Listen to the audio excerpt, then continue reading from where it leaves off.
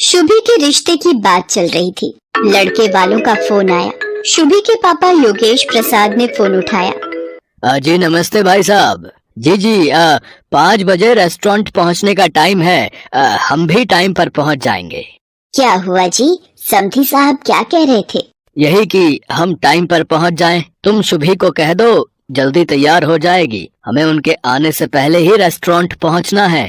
शुभी और उसके papa mummy और उसका छोटा भाई रेस्टोरेंट पहुंचते हैं। उधर योगेश प्रसाद भी अपनी पत्नी शर्मिला, बेटे रजत और कुछ रिश्तेदारों के साथ रेस्टोरेंट पहुंचते हैं। सुनो जी, भूख इतने जोरों की लग रही है। घर पर जल्दी जल्दी में 4 गोभी के पराठे, 2 कटोरी दही और सिर्फ 1 कटोरी छोले ही खाए थे। थोड़ी देर से आते तो 2 पराठे मेथी के भी खा ही लेती। चुप भी करो शर्मिला, है थोड़ा धीरे बोलो। जो मन हो मंगवा लेना। अभी रेस्टोरेंट के अंदर तो चलो। विन्नी अपनी मम्मी के साथ अंदर पहुंचो, मैं राजेश के साथ आ रहा हूँ। शर्मिला का स्वभाव भुक्कड़ था। उसे कहीं भी जाना हो भूख पहले लगाती थी और वो बेहिसाब खाने लगती थी। उसे अपने पेट पर कंट्रोल नहीं था। कहीं शादी ब्याह में जाना हो, किसी फंक्शन में जाना हो, वो सबसे पहले खाना ढूंढती थी और खाने की चीजों को सामने देखकर उसका खुद पर कंट्रोल कर पाना मुश्किल होता था। रेस्टोरेंट के अंदर सब लोग बैठ जाते हैं। साधना शर्मिला से खाने के लिए पूछती है, बहन जी आप सबको क्या क्या पसंद है वो बता देते तो हम ऑर्डर कर देते हैं सबके लिए। जो जो जिसको चाहिए वो पसंद का आ जाएगा। वैसे sambar, dosa, noodles, chilli potato, momos और मंचूरियन, फ्राइड राइस हमने अभी ऑर्डर कर दिए हैं। डिनर से पहले ये स्नैक्स में ठीक है ना बहन जी? अरे ये तो छोटी मोटी चीजें हैं बच्चों के मतलब की, ये तो मिनटों में हजम हो जाएंगी। आप एक काम कीजिए, 8 प्लेट छोले भटूरे, 6 प्लेट कचौड़ी आलू और 20 समोसे ठीक रहेंगे। ये सब मंगवा लीजिए।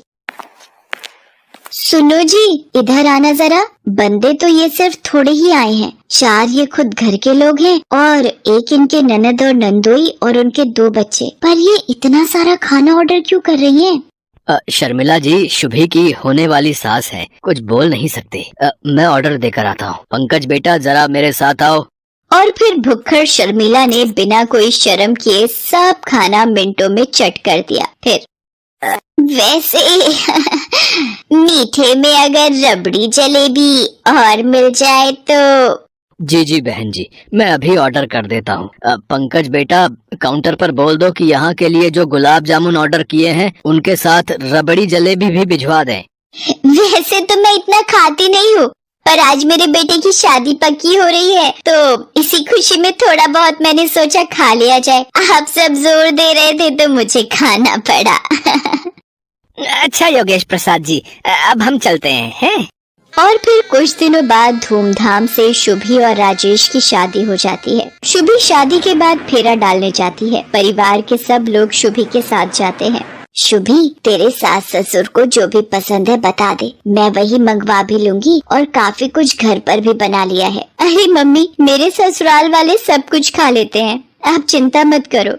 सुनो जी, भूख के मारे आते निकल आई हैं। नाश्ते में सिर्फ गोभी और पनीर के पकौड़े खाए थे ताकि थोड़ा खाली पेट रखूं तो यहाँ अच्छे से खा सकूं। ये चिप्स और ड्राई फ्रूट से भला पेट भरता है? विन्नी सुन जरा, देख कर आ, शुभी को रसोई में गए आधा घंटा हो गया है। मम्मी थोड़ा वेट करो, आ जाएगा कुछ न कुछ खाने के लिए। भूख पर थोड़ा कंट्रोल कर लो। लो आ गई भाभी। आप सबके लिए ये दही भल्ले मम्मी ने भिजवाए हैं। बस दही भल्ले ही बनाए हैं क्या या कुछ और भी? जी बहन जी, ये आपके लिए मैंने राज कचौड़ी भी बनाई है। शुभी बता रही थी आपको राज कचौड़ी बहुत पसंद है। वो तो मैं वैसे ज्यादा कुछ खाती नहीं हूँ। कभी कभी राजेश ऑफिस से आते हुए बनवा लाता है तो 1-2 चम्मच जबरदस्ती दे देता है तो खा लेती हूँ। वरना मुझे खाने पीने का इतना शौक नहीं है। शर्मिला को इस तरह से कहते हुए देख विन्नी और राजेश उसकी शक्ल देखकर हैरान रह जाते हैं। मम्मी अच्छा झूठ बोल रही हो, सबसे पहले चटकारे लेकर तुम ही खाती हो। शुभी वो जरा हरी चटनी और पकड़ाना, और ये इमली वाली सौंठ तो बहुत ही स्वादिष्ट है। जी वो मम्मी घर पर ही बनाती हैं ये गुड़ और इमली की चटनी। साधना एक काम करो, शर्मिला बहन जी को थोड़ी कचौड़ी और चटनी साथ में बांध कर दे दो। अरे योगेश प्रसाद जी, साथ में क्या करना है, खा तो लिया। इतना कुछ सबने है और अब सबका पेट भी भर चुका है। अब भाई साहब इतने प्यार से बोल रहे हैं तो थोड़ा पैक करवा लेते हैं। साधना बहन जी ने इतने प्यार से बनाया है तो उनका भी तो मान रखना बनता है। शर्मिला के स्वभाव के बारे में सब रिश्तेदार जानते थे, पर कोई भी शर्मिला के मुंह पर कुछ नहीं बोलता था। एक दिन शर्मिला की सहेली पुष्पा की बेटी की शादी थी। मेरी बचपन की सहेली है पुष्पा, आज देखो वक्त कैसे बीत गया, अपनी लड़की की शादी करने जा रही है। हमारे राजेश की शादी में भी वो आई थी तो हमें भी जाना चाहिए। मैं तो कहती हूँ हम पूरे परिवार के साथ शादी में जाते हैं, उसे अच्छा लगेगा। ठीक है शर्मिला, जैसा तुम ठीक समझो। शुभी और राजेश को भी कह दो एक बार साथ चलने को। सब लोग शर्मिला की सहेली पुष्पा की लड़की की शादी में पहुंचते हैं। बधाई हो पुष्पा, बेटी की शादी की बहुत बहुत खुशी हुई। शर्मिला तुम सब परिवार आई हो, मुझे भी बहुत खुशी है। सब लोग डिनर करके जाना, तुम परिवार के साथ एंजॉय करो, तब तक मैं मेहमानों को देख लेती हूँ, ठीक है? विन्नी मुझे तो बहुत तेज भूख लगी है। वो सामने स्नैक्स के स्टॉल है, चल कर कुछ खा लेते हैं। मम्मी मैं अभी नहीं जा रही, अभी तो आए हैं, एकदम से खाना शुरू कर दे अच्छा नहीं लगता। माँ जी चलिए मैं आपके साथ चलती हूँ। क्या खाएंगे आप? स्टॉल पर भीड़ है, आप यहीं रुको, मैं आपके लिए कुछ लेकर आती हूँ।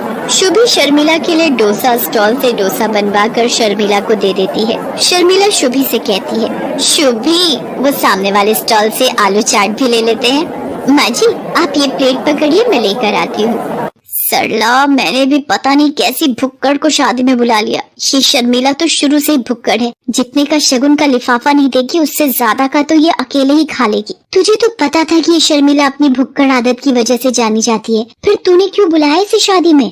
छी छी, ये पुष्पा आंटी माँ जी के लिए कितना गलत बोल रही हैं, और ये माँ जी के पास जाकर क्या बोल रही हैं? अरे पुष्पा आओ ना, एक में वाला डोसे का तू भी खा ले, शादी की भागदौड़ में तूने कुछ खाया नहीं होगा। शर्मिला नहीं, अभी मुझे बहुत काम है। वैसे थोड़ा कंट्रोल करके खाना, ये तुम्हारा घर नहीं है, ये 5 स्टार होटल है, यहाँ पर हर प्लेट की गिनती होती है। 1600 रुपए की एक प्लेट है, ये तुम्हारी चौथी प्लेट है। तुम थोड़ा तो सोचा करो, किसी के यहाँ शादी में आकर इस तरह से व्यवहार करते हैं। इतने का तो तुमने मुझे शगुन नहीं डाला जितना तुम खा चुकी हो अब तक। मेरी बात का बुरा मत मानना, तुम मेरी बचपन की दोस्त हो, इसीलिए हक से कह रही हूँ। अब थोड़ा ध्यान से खाना, इसीलिए एक प्लेट में ले लेना जो लेना है, बार बार प्लेटें झूठी मत करना, पता चले अब प्लेटें कम पड़ जाएं और लड़के वालों को तुम्हारी वजह से भूखा जाना पड़े। चलो तुम खा लो, मैं चलती हूँ, और भी मेहमान आ रहे हैं। शर्मिला की आंखों में पहली बार आंसू छलक आए थे। उसे किसी ने मानो दिल पर चोट दे मारी हो। जो शर्मिला खाने को देखकर टूट पड़ती थी, आज उसके हलक से निवाला नहीं निकला जा रहा था। ये देखकर शुभी का मन खराब हो जाता है और वो गुस्से में आ जाती है और पुष्पा के पास जाती है। आंटी जी एक सेकेंड, क्या आप मेरे साथ थोड़ा साइड में चलेंगे? मुझे कुछ बहुत जरूरी काम है। हाँ जी बोलो, क्या काम है? आपकी हिम्मत कैसे हुई माँ जी का अपमान करने की? अगर आपकी बेटी की शादी का लिहाज ना होता तो शायद आप नहीं जानती कि मैं क्या कर देती। और हाँ, इस 5 स्टार होटल में खाना खाने का जितना भी बिल बना है आपके बैंक अकाउंट में अगले 1 घंटे तक मैंने नहीं पहुँचा दिया तो मेरा नाम भी शुभी नहीं। चलिए माँ जी, अब हम यहाँ एक पल भी नहीं रुकेंगे। जहाँ मेरी माँ समान सासू माँ का अपमान हो, वहाँ मैं एक पल भी खड़ी ना रहूं। सब लोग घर आ जाते हैं और घर आकर शादी से जल्दी लौटने की वजह जब सबको पता चलती है तो सब शुभी पर बहुत गर्व करते हैं। शुभी शर्मिला के गले लग जाती है। तभी शर्मिला कहती है, कोई सुनेगा? मुझे बहुत तेज भूख लगी है। शुभी जरा अपनी मम्मी को फोन लगाकर बोल, हम कल खाने पर आ रहे हैं, वही राज कचौड़ी और गुड़ इमली की चटनी का स्वाद चखने। और शर्मिला की ये बात सुनकर सब खुशी से हंस देते हैं।